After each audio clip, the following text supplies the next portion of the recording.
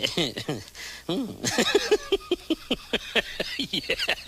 मैं बकरी में गया, बकरियों को मैंने खिलाना वाहन में चराने ले गया। फिर खिलाना वाहन में मैंने दूसरों के में खिला दिया बकरियों को। फिर मैं नीचे उतरा तो उन्होंने कहा कि हमारे हेरों में क्यों गाली बकरियों को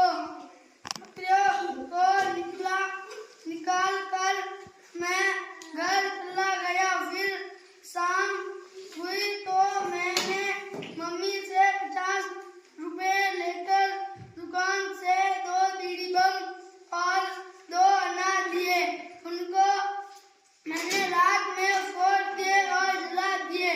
फिर रात में हमने ऊपर जाने वाले पटाखे फोड़े, जिसमें लाइट भी लग रही थी। फिर सुबह हुई तो मैंने नए कपड़े पहन कर मेरे मम्मी पापा के और उन सब लोगों के भी तारीफ की। और फिर मेरी मम्मी ने 150 रुपए दिए। राम के दिन में और मेरे पापा ने मुझे 50 रुपए दिए। पैसे देने से पहले मुझे रुला दिया। फिर मेरी मम्मी ने कहा कि सुबह तुम देंगी।